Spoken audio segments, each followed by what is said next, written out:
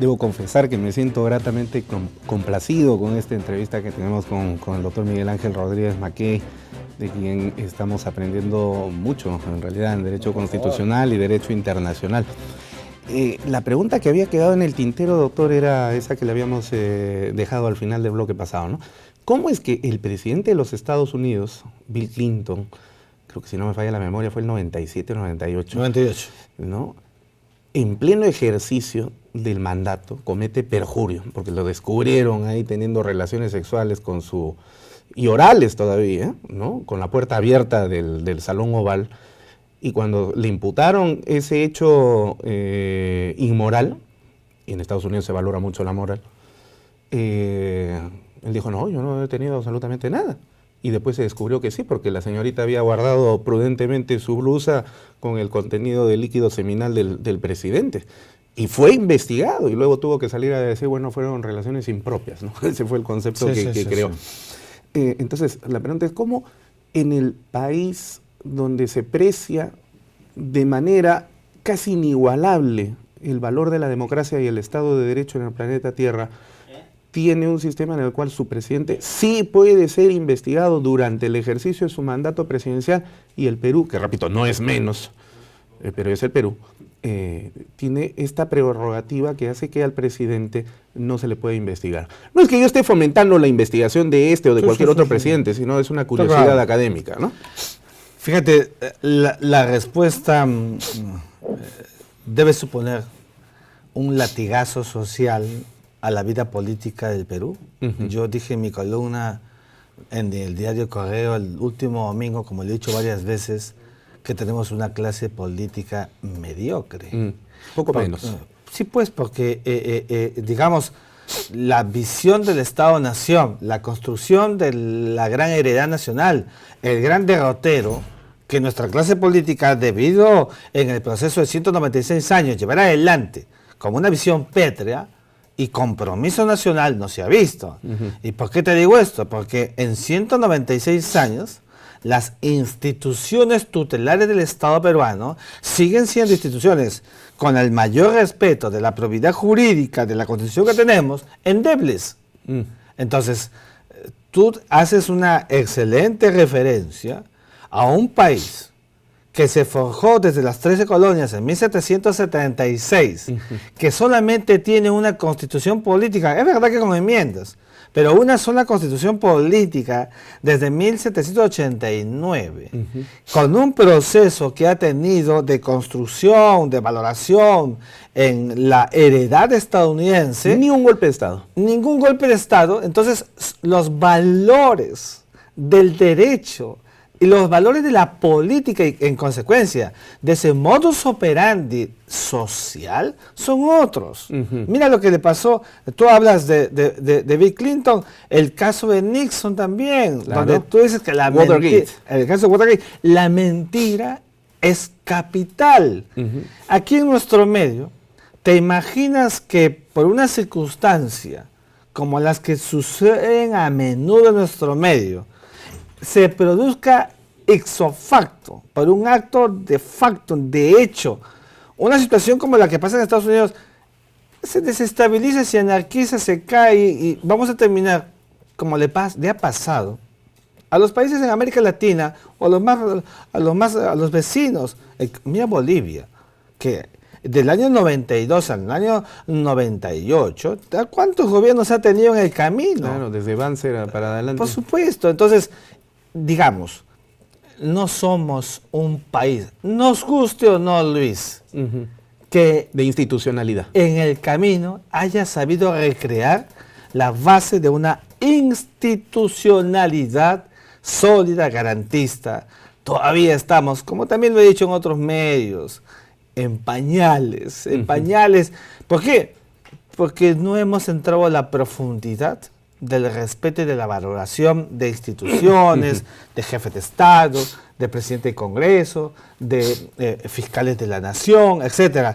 Ese respeto incólume que debe recrear, por ejemplo, el actor político de sus instituciones tutelares, todavía sigue siendo acá un ejercicio de fuego cruzado permanente, donde cada quien quiere tener niveles de interpretación de las normas jurídicas, casi como en la religión, cada uno interpreta a su manera. El derecho no es así. El derecho es una ciencia.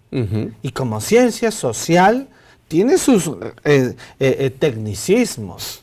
Para eso existe la hermenéutica, que no es cualquier tipo de interpretación y que evidentemente evita justamente que se anarquicen estos procesos que terminan manoseando a la vida nacional. Y por eso es que en esta reflexión te digo eso: ¿qué pasaría en el Perú si acaso tuviéramos que asumir y enfrentar las circunstancias tan elevadas y de tantos años que le costó a Estados Unidos para proceder a esto que más duramente se ve en la clase política estadounidense? El final de Bill Clinton, tú lo sabes. El presidente salió a la televisión en cadena nacional y pidió perdón al país. Y le perdonaron. Y le perdonaron. Que no fue el caso de Nixon, por ejemplo. Claro, no, Nixon se tuvo que ir. Pero él, ¿por qué hizo eso? ¿Por qué? Porque a los estadounidenses les importaba mucho, primero, que diga la verdad. Como tú sabes, en el sistema en el common law, en el sistema anglosajón, la honestidad, la palabra vale mucho. Vale muchísimo. Más que lo escrito. Pero claro, ese es nuestro sistema distinto. Nosotros tenemos otro sistema jurídico, con otras reglas y otras categorías y otros procesos. Con otra racionalidad. Y con otra racionalidad. Para terminar entonces este punto. Yo recuerdo cuando Giovanni Sartori definía ya en su último trance de vida, lamentablemente ya desapareció Sartori, claro, que la democracia no es, como se le solía definir, pues en un sentido etimológico, el poder del pueblo, que lo sigue siendo, pero digamos, la definición más actual y contemporánea de la democracia sería más o menos la siguiente, ¿no? Parafraseándolo a Sartori: es el respeto por la independencia y autonomía de las instituciones del Estado de Derecho. Por lo tanto, entonces, lo que hay que defender es la solidez de la institucionalidad, que no tambalee, porque si no se viene abajo todo. Entonces, por la respuesta que usted me da, y corríjame si me equivoco, debo entender que esta prerrogativa de que el presidente no puede ser acusado durante el ejercicio de su mandato, en un sentido interpretativo ratio essendi, es decir, del espíritu de esta norma constitucional, no es para defender a este presidente, al presidente Juan Pérez o al presidente Perico Los Palotes, sino para defender la institucionalidad del Estado de Derecho. ¿Es así? De la investidura de esa institucionalidad que es la del jefe de Estado. Correcto. O sea, no es impectore. Nosotros no estamos razonando en este lindo programa sobre personas. Estamos razonando jurídicamente sobre instituciones del derecho. Si no, se levantaría de la ultratumba ulpiano, triboniano y justiniano. Y se volverían a morir 5 veces de infarto. Exactamente. Entonces, después de ver estas cosas. Pero claro que sí. Entonces, por esa misma razón, es que creo que, fíjate, esta ola, ¿no?, de discursos, de ida y vuelta que vemos en la televisión cuando lo prendemos, estos fuegos cruzados de los políticos, nos llevan a que, caramba, en algún momento hay que aterrizar. Y el aterrizaje, digamos, ese modo de cómo debería de ser el código, un código de preceptos, de reglas, las establece pues en un país como el nuestro, todavía en construcción. El derecho. ¿Te imaginas una convivencia sin derecho en países como el nuestro? Una anarquía total. Total. Seríamos un país fallido. Un país fallido. Y es lamentable que se produzca un país fallido para una nación como la nuestra, de sincretismos, de procesos históricos tan diversos, pero que tenemos una heredad común. Y la heredad común nos hace pensar que tenemos que ponerle coto. Tenemos ¿cuántas constituciones desde el año 1823? 12, 13 constituciones. Entonces, tenemos que ponerle coto a esos procesos y entender que el crecimiento económico, el crecimiento social también supone la madurez político-jurídica para aceptar reglas básicas de respeto, de convivencia, de aceptación, para no interpretar como nos dé la gana, sino como el acto mandatorio del derecho dice. Ni tampoco en un sentido de oclocracia, ¿no? No, pero por supuesto que no. O sea, nada que signifique reglas básicas debe superponer absolutismos en el acto interpretativo de la convivencia social. El Perú es un país con bases bastante heterogéneas en su proceso histórico. Sí. Y eso es bueno, porque somos el sincretismo, en la esencia de una pluralidad en su diversidad, en su construcción. Entonces, para eso tenemos normas jurídicas. Nos preciamos mucho de tener normas jurídicas. Normas jurídicas, ahora que acaba de acontecer el aniversario más de la lucha contra la violencia contra la mujer, ¿no? Hay muchas normas jurídicas. Sí, están todas. Están todas, todo tenemos. Hans Kelsen estaría feliz y contento de que el positivismo que él siempre defendió sigue prevaleciendo. Bueno, pues, pero tenemos que hacer que esas reglas se respeten y no entrar al antojadizo acto interpretativo que sí le hace daño, y ahí uso una categoría de la ciencia política, sí le hace daño a la estabilidad política de un país. Y tampoco ese tipo de interpretaciones por mayorías, ¿no? Porque eso ya no es democracia, eso es poder de las muchedumbres, oclocracia precisamente, porque algunos están de izquierdas, de derechas, de todo lado. A veces creen que porque gritan más, sacaron más gente a la calle, y entonces hay que imponer un criterio interpretativo a patadas, a golpes, y eso, a eso le llaman democracia. Eso no es democracia, eso es oclocracia. Pero por supuesto, eso es absolutismo de lo que te hablo. Claro. Eso no es democracia, sobre todo cuando la democracia supone, contrario un censo, el respeto de las minorías. Los mecanismos que tienen los congresos, los parlamentos, de respetar, por ejemplo, los derechos de las minorías, cuando se quiere interpelar ministros y por acto mandatorio deben acercarse al Congreso para dar cuenta de sus gestiones, etcétera.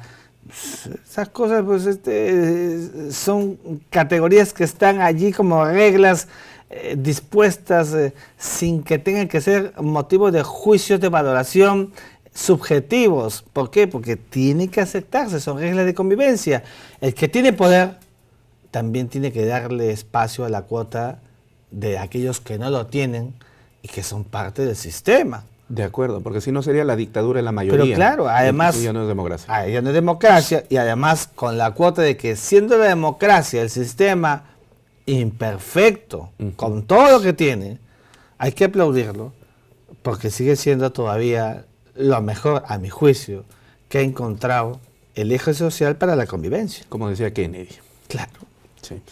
Bueno, ahora, pasando a otro punto, el presidente de la República con su Consejo de Ministros puede legislar, no mediante decretos leyes, porque eso ya implicaría una dictadura, sino a través de decretos legislativos, pero cuando el Congreso le autoriza a legislar y en determinadas materias, ¿no? ¿Cómo se da ese procedimiento, doctor? Bueno, el Poder Ejecutivo tiene esta prerrogativa y el presidente del Consejo de Ministros acude al Congreso de la República y formula primero la política general del gobierno, tiene la confianza para el ejercicio y tiene un respaldo como corresponde, y se suele hacer lo que se llama el pedido de facultades extraordinarias, porque la tarea del Ejecutivo pues no es legislar, ¿no? Entonces son tareas extraordinarias, y esas tareas extraordinarias son un acto permisivo que otorga el Congreso de la República y le permite, evidentemente, emitir los decretos de urgencia que, como sabemos, por ejemplo, se dieron en el mes de febrero de este año al actual gobierno y ha emitido pues una montaña de decretos que hemos visto en el camino.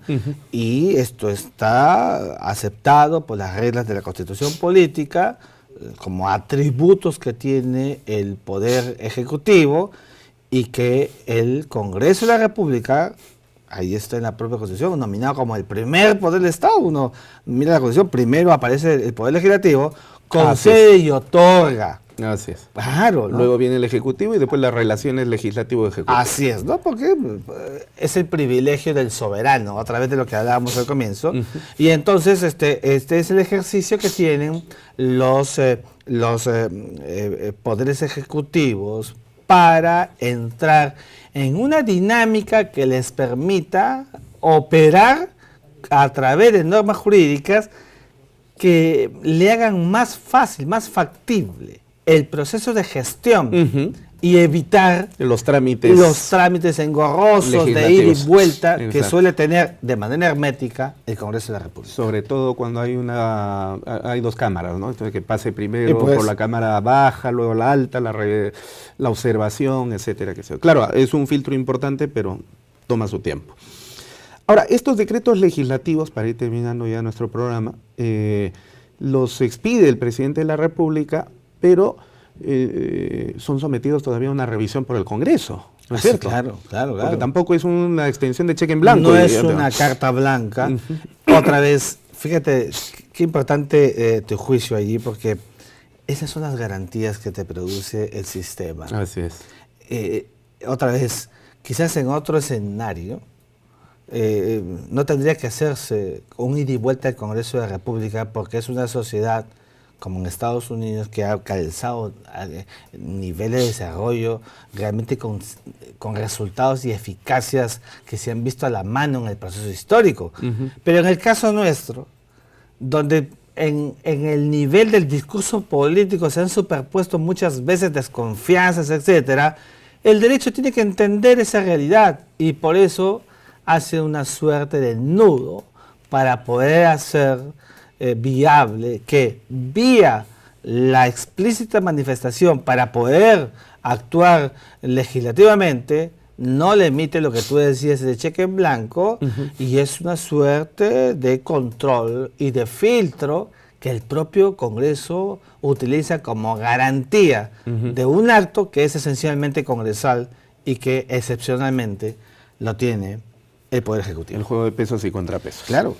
Muy bien, para terminar, en 40 segundos que sí se puede.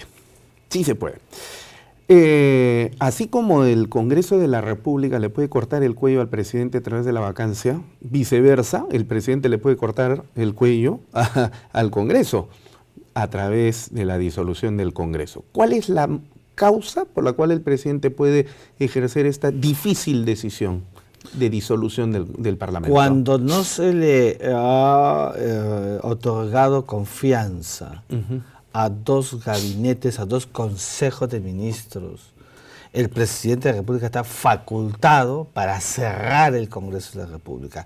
Pero cuidado, que si la temporalidad, 4 meses, el presidente no llamó a una convocatoria ipso iure ese Congreso, se restituye en el acto. Y además, el presidente no puede en ningún caso disolver, cerrar el Congreso en el último año de la gestión, porque también dejas en el aire todo el proceso de la concatenación, de la sucesión, de la alternancia, que es una garantía del poder. Así es. Doctor Miguel Ángel Rodríguez Mackey, ha sido un verdadero placer haber conversado el día de hoy en Referente Jurídico con usted. Le agradecemos muchísimo por su presencia. Estoy seguro que nuestros seguidores y televidentes, que cada vez van creciendo más a nivel nacional, se han sentido bastante satisfechos con su intervención. Esperamos volver a tenerlo nuevamente con nosotros. Muchas gracias a ustedes. Y de esta manera culminamos entonces nuestro programa el día de hoy. En nombre del doctor Gonzalo Chávarri Vallejos, presidente del Consejo Directivo de la Academia de la Magistratura y Fiscal Supremo del Ministerio Público, les expresamos nuestra gratitud por seguirnos semana a semana en este vuestro programa Referente Jurídico. Nuestro agradecimiento también a JNE TV por hacer posible que lleguemos hasta vuestras pantallas. Con ustedes será hasta la próxima emisión de Referente Jurídico. Permiso.